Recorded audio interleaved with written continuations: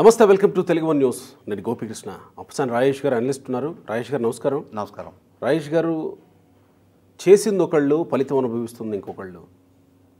గవర్నమెంట్లో ఉండి వాళ్ళ ఎంపీని గెలిపించుకోవడానికి అడ్డదారులు తొక్కితేనే కదా ఎలక్షన్ కమిషన్ ఈరోజు వరుసగా కలెక్టర్ దగ్గర నుంచి కానిస్టేబుల్ వరకు సస్పెండ్ చేసుకుంటూ వస్తుంది.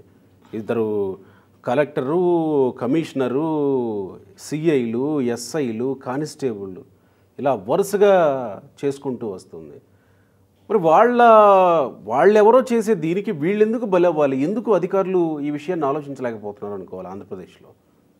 ఇక్కడ ఎలక్షన్ కమిషను విధి విధానాల్లో ఒక నిర్దిష్టమైన విధి విధానాన్ని ఎలక్షన్ కమిషన్ ఎంచుకోవటల్లా. అంటే జాతీయ స్థాయిలో ఏ రాష్ట్రంలోనైనా, ఏ ఎన్నికలోనైనా, ఏ రాజకీయ పార్టీలు పోటీ పడుతున్న సందర్భంలోనైనా యూనిఫామ్గా ఒకే పాలసీ మ్యాటర్ ఉండాలి. పాలసీ డెసిషను ఎలక్షన్ కమిషన్ నుంచి నిర్దిష్టంగా ఉండాలి. రాష్ట్రానికి ఒక విధానం, ఎన్నికకు ఒక విధానం, పార్టీలకు ఒక విధానం. అంటే పరిస్థితులు, పరిణామాలు బట్టి విధి విధానాలు మార్చుకోవడం ఎలక్షన్ కమిషన్కి తగదు. ఇప్పుడు మనం తిరుపతి పార్లమెంట్ ఉప ఎన్నిక సందర్భం వచ్చింది కాబట్టి ఇప్పుడు ఈ ఇష్యూస్ మాట్లాడుకుంటాం. మీకు ఎలక్షన్ కమిషన్లో ఉన్న లోపభూయిష్ట విధానాలు ఒక 2-3 లైవ్ ఎగ్జాంపుల్ చెప్తాను నేను. జయలలిత గారు చనిపోయారు.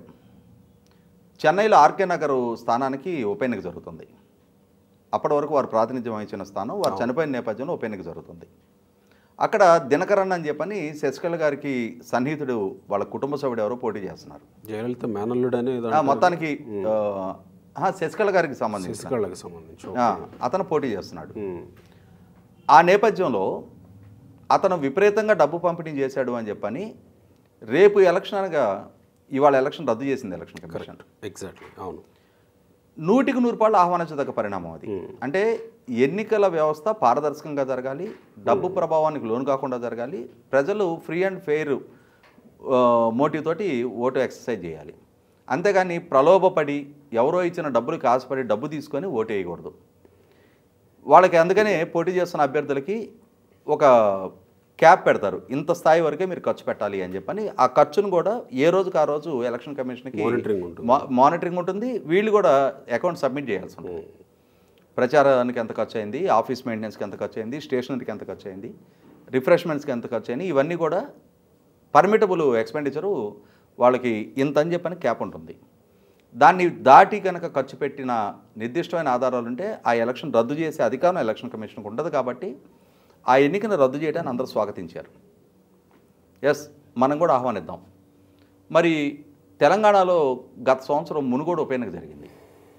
ఆ ఉప ఎన్నిక జరిగిన సందర్భంగా మాకు పలానా పార్టీ ఇన్ని వేలు ఇచ్చింది, పలానా పార్టీ ఇన్ని వేలే ఇచ్చింది అని చెప్పని మీడియాలోకి వచ్చి ఓటర్లు బహిరంగంగా చెప్పారు కదా.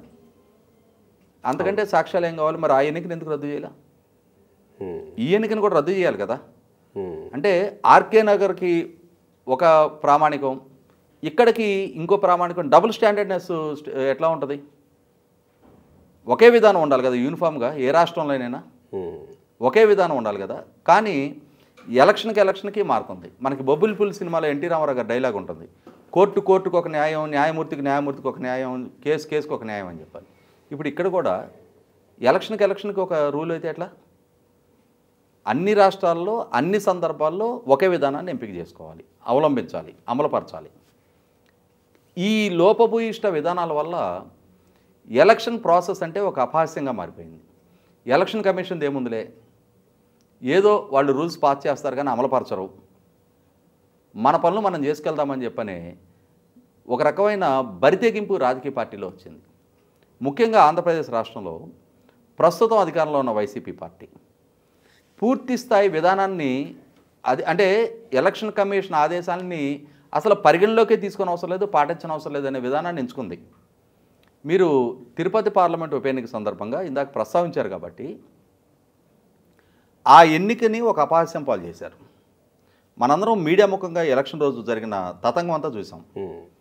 తెలుగుదేశం, భారతీయ జనతా పార్టీ అభ్యర్థుల తరఫున ప్రతినిధులు బహిరంగంగా ఎలక్షన్ క్యూల్లోకి వెళ్ళి వాళ్ళ ఓటర్ ఐడీలు చెక్ చేసి అవి ఫేక్ ఓటర్ ఐడీలు అని చెప్పి నిర్ధారణ చేసుకొని ఆ వ్యక్తులు ఫేక్ మనుషులు అని చెప్పి నిర్ధారణ చేసుకొని అక్కడికి వందల బస్సుల్లో వేలాది మంది పొరుగు ప్రాంతాల నుంచి తరలిస్తానన్నా కూడా పోలీస్ డిపార్ట్మెంటు నిమ్మకి నీరెత్తినట్టుగా ఊరుకొని రాజకీయ పార్టీల ప్రతినిధులు వాళ్ళని అడ్డుకుంటుంటే వాళ్ళని కాపాడారు పోలీస్ డిపార్ట్మెంట్.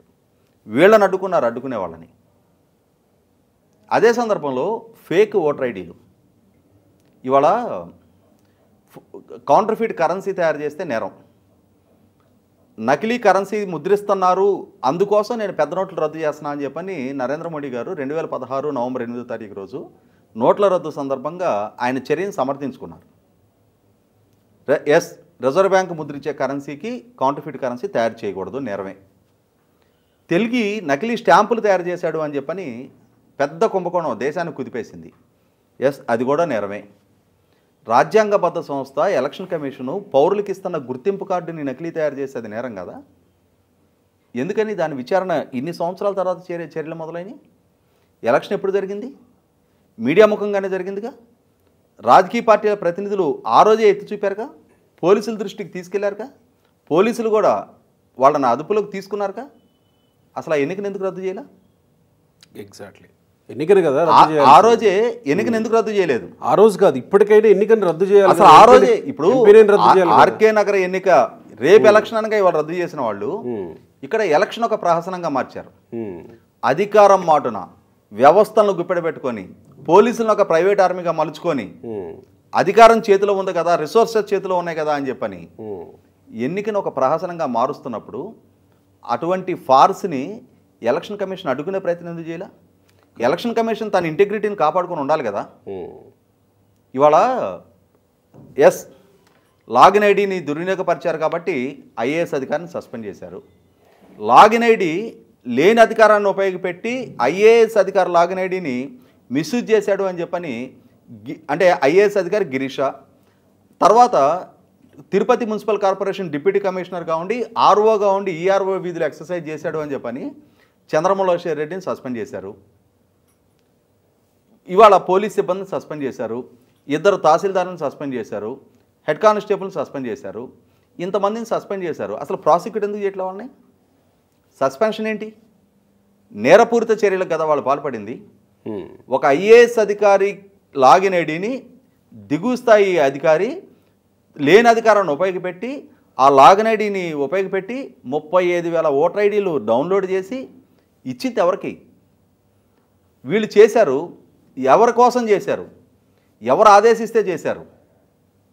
ఎవరికి లబ్ధి చేకూర్చడం కోసం చేశారు? కరెక్ట్. అంతిమ లబ్ధిదారుడు ఎవరు? కరెక్ట్. అక్కడ నెగ్గిన ఎంపీ గురుమూర్తి, అక్కడ స్థానిక ఎమ్మెల్యే బొమ్మన కరుణాకర్ రెడ్డి, అతని కొడుకు అభినయ్ రెడ్డి, ఇంకొక ఎమ్మెల్యే చెవిరెడ్డి భాస్కర్ రెడ్డి, ఆ జిల్లా మంత్రి పెద్దిరెడ్డి రామచంద్రారెడ్డి.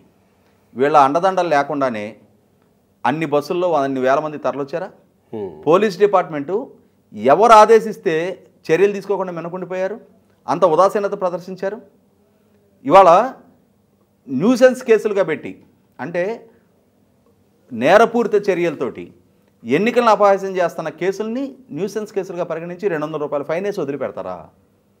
ఇవాళ బాధ్యులుగా మారి వాళ్ళు అంటే వాళ్ళ ఆధారాలు సైతంగా దొరికారు కాబట్టి ఇప్పుడు వాళ్ళని సస్పెండ్ చేస్తున్నారు. అసలు వీళ్ళతో చేయించిన రాజకీయ నాయకులు ఎవరు?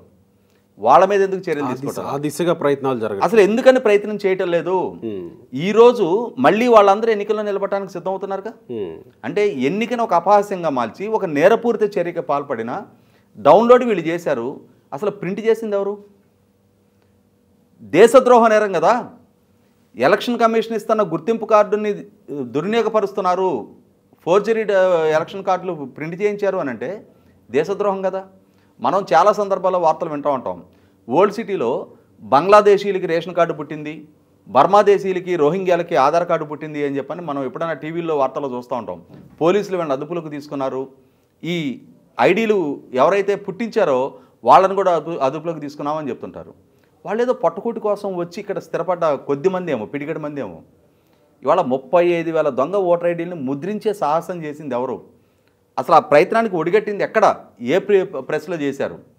వాటిని ఆ బస్సులు అరేంజ్ చేసింది ఎవరు? ఆ జనాల్ని తరలింపుకి ఖర్చు పెట్టింది ఎవరు? ఇది ఆ దిశగా ఎందుకు చర్యలు తీసుకోవట్లా? విచారణ అసలు ఆ దిశగా ఎందుకు జరగట్లా? ఇక్కడ అధికారులను సస్పెండ్ చేస్తున్నారు. సస్పెన్షన్ ఏంటి? ఇమీడియట్గా ప్రోబ్ చేయండి, ప్రాసిక్యూట్ చేయండి. అదే సందర్భంలో ఈ చర్యలకు పాల్పడిన రాజకీయ నాయకుల్ని వాళ్ళ మీద ఏం చర్యలు తీసుకోబోతున్నారు? అంటే వాళ్ళ మీద కూడా న్యూసెన్స్ కేసులు లాంటివి పెట్టేసి మళ్ళీ మీరు ఎలక్షన్స్లో పోటీ చేసుకోండి అని చెప్పని రాజ్యాంగబద్ధంగా జరిగే ఎన్నికల్లో పార్టిసిపేషన్కి వాళ్ళకి అవకాశం కల్పిస్తుంటే భయం లేనప్పుడు ఎవరైనా సరే బెరుకుతనం ఎందుకు ఉంటుంది? భయం లేనప్పుడు బరి తెగిస్తారు. ఇవాళ ఇవాళ జరుగుతున్నది అదే కదా. కాదు, ఇటువంటి చర్యలకు పాల్పడి ఎన్నికలను అపహాస్యం పాలు చేసే నాయకులు ఏ స్థాయిలో ఉన్నాళ్ళైనా సరే వాళ్ళు వాళ్ళ కుటుంబ సభ్యులను కూడా ఎన్నికల్లో పాల్గొనడానికి వీలు లేకుండా డిస్క్వాలిఫై చేస్తామని చెప్పని ఒక కఠినమైన చట్టం తీసుకురండి, రైట్, దాన్ని అమలుపరచండి. ఇది ఎలక్షన్ కమిషన్ చేయాల్సింది. అయితే ఖచ్చితంగా ఆ కార్యక్రమాలు చేయాలి.